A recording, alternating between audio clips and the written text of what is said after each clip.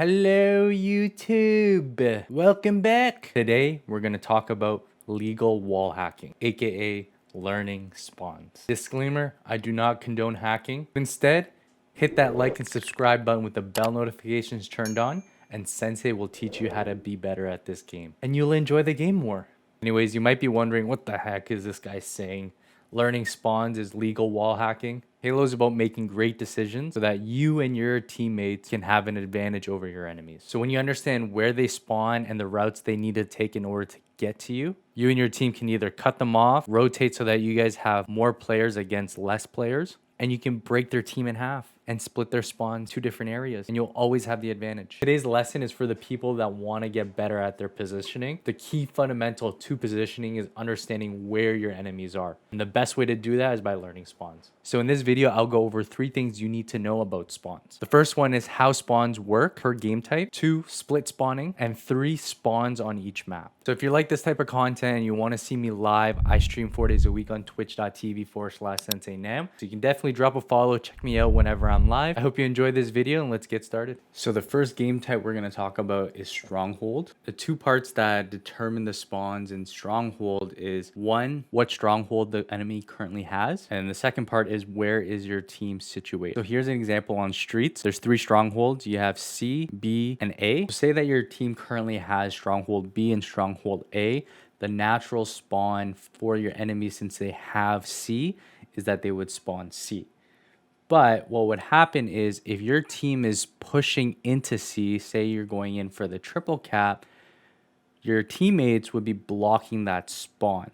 So there is a likelihood that the enemies could spawn in one of your strongholds or one of the spawns by one of your strongholds. So for example, if your team is pushing C and then you have some of your teammates and yourself are at B, the likelihood of your enemy spawning would be at either A, Cafe, or P Street. Say your team has C and your enemies have B and A. When you kill your enemies, the first places that the game will spawn your enemies at will be at their natural strongholds that they currently hold. So that would be B or A.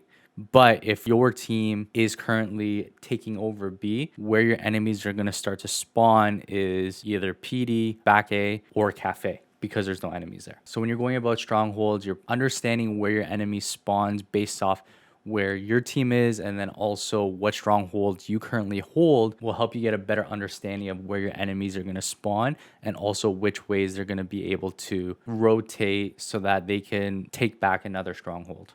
All right, so the second game type we're going to talk about when it comes to spawns is oddball. So at the end of this video, we're going to go over all the spawns for every single map, but we're going to use live fire as an example to give you a little preface before we move into all that. So when it comes to oddball, it's the same idea as it is for stronghold.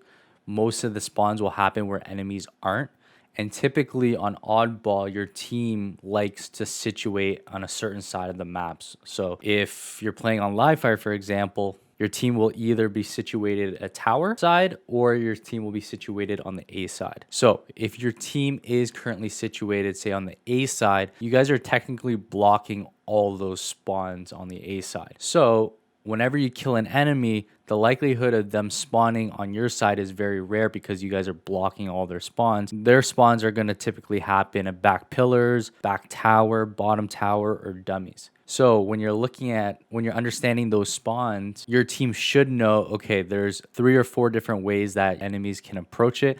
They can either go dummy side, they can go towards B side, they can go bottom mid, or they can go top mid. And so you have a better idea of exactly where your enemy's routes are going to be. And then also, and this is why communication is so important, is because when your enemies start to call out, there's 1 or 2 guys on camo side, there's also 2 other people unaccounted for, which means that they could have taken different routes, whether it's top mid, bottom mid, or going towards B side or nest side. If your team is situated on the C side, and you're starting to slay out, you're killing some people, the likelihood of them spawning back tower, back pillars, nest is very rare. And you're going to find more of the enemy spawn happening in A, garage, window, back B. And so when you know that information, you can have a good idea of like where your enemies are going. So whether they're going to go through sandbags or they're going to go through back B into nest into C, or they're gonna go open field camo side and up and towards dummies, or they go top mid. So this is really, really important information for you so that when your enemies spawn, you and your team have a better understanding of how you can maybe slow down your enemies or cut them off so that you can get easy kills. The third game type we're gonna talk about is Slayer. So Slayer is similar to Oddball. Wherever your team is not, that's where your enemies are going to spawn. So if majority of your teammates are on one side of the map, they're most likely going to spawn on the other side of the map. And if your team starts to push away from where you guys are on that side of the map, there's an opportunity for your enemies to be able to spawn behind you. Next, we're going to talk about capture the flag. When it comes to capture the flag, it's very, very simple. The enemies only spawn on one side. So it's important to understand where your enemies are going to spawn on the map. And the reason why it's important to know is because if your team is pushing for a flag and you just wipe their whole team, you know exactly where they're going to spawn and how they are going to try and cut you off. And so when you are pulling the flag, whether it's you or your teammates that are slaying, they can start rotating into that area early and pick off those easy kills because they're trying to do the same thing to you. Okay, so when you push into a base, so when you look at Aquarius or you look at Bazaar when it comes to capture the flag, when you start moving into the base, they start spawning in areas that you guys aren't currently at right now. So for example, we're looking at Aquarius. If you're going into blue flag and your whole team is on closet side, L2, L3, top mid side, and you guys are pulling the flag, the only areas that you guys are going to see your enemy spawn is fridge side or P1. And so when you guys know that information, the guys that are in L3, top mid, they can start picking off those easy spawns right off the bat so that the person that's running the flag, if they're running it through closet or they're running it through cuts or bottom mid, it makes it easier for them to kind of get to the other side of the map and get that flag closer to tapping it. So now we're going to go over split spawning. So what is split spawning? Split spawning is when half or a portion of a team spawns in one area where the other half or the other portion of the team spawns in a completely different area. So why is split spawning so important when it comes to Halo is when it comes to Halo, you're playing a 4v4 game. So the playing field is level 4-on-4.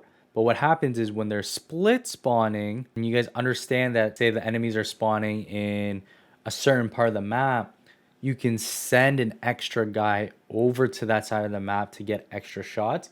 And now you guys are at an advantage because now you guys got 3 people and they only got 2 people at that spawn, right? And when you kill those guys, since there is a split spawn, there's 2 guys coming up in another spawn, you can take those same 3 guys and you guys can rotate again. You guys will be in another 3v2 situation. And the more of those situations where it's 3v2 or 2v1 or whatever the situation may be, as long as you have an advantage over them, meaning you have an extra body at your disposal, you guys will pretty much guarantee win those gunfights. And so when you guys have an extra advantage, easier to capture a flag, it's easier to triple cap and strongholds, easier to hold the ball longer, and it's easier to slow down your enemies so that they don't get to the ball when it comes to like the end game. So before we get into all the spawns, really understand the concept of spawns per game type and also split spawning. And then when you also incorporate what we're going to talk about next, which is spawns on every single ranked match except Behemoth,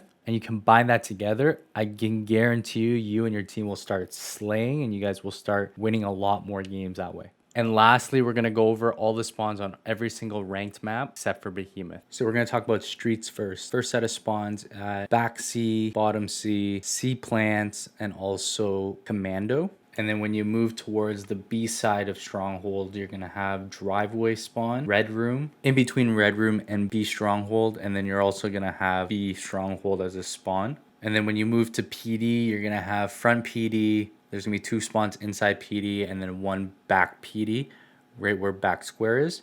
And then when you move to Cafe, you have back A, 2 spawns on Cafe, and then you also have a spawn in front of P Street. So let's go over recharge. So the spawns that you'll have a recharge is you'll have 3 at long haul. So 1 closest to the jump up to glass and 2 at the end closer to C plat. You also have one spawn on C stairs as well. And then when you move to yellow or red, whatever you guys like to call it, you have one spawn at pipe, one top yellow / top red. You'll have one at red stairs, and then you'll also have one at bottom red. So when we move to C stronghold, you're gonna have 2 spawns on C stronghold, and then you're also gonna have 2 spawns on repulsor. Now we're gonna talk about A stronghold and turbine. So you're gonna have 1 spawn on elevator, you're gonna have 1 spawn on top A, you're gonna have 1 spawn on top turbine or back turbine, and then you're also gonna have 1 spawn at turbine steps. So we're going to talk about live fire now. So you're going to have a spawn at back A, pit just in front of small door, and then also 1 spawn in garage door as well. So we're going to talk about B and nest. So you're going to have 2 spawns on back B. You're also going to have 1 at nest and then 1 at nest stair. So we're going to talk about the C side of the map. You're going to have 1 spawn at back pillars. You're going to have 1 spawn in back tower. You're going to have 1 spawn in bottom tower. And then you're also going to have 1 on C stronghold as well. And then the dummy side of the map, you're going to have 2 spawns on dummies. And then you're going to also have 2 spawns at camo.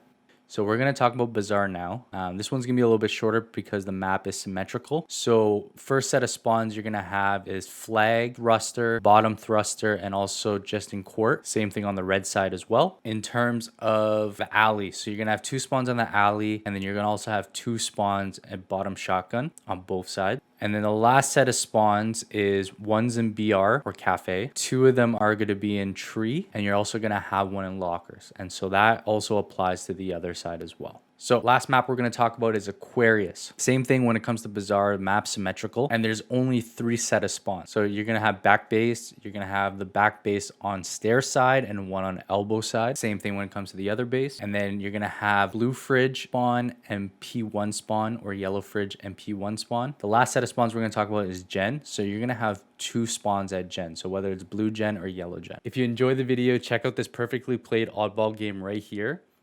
Thank you very much, and I'll see you next time, YouTube.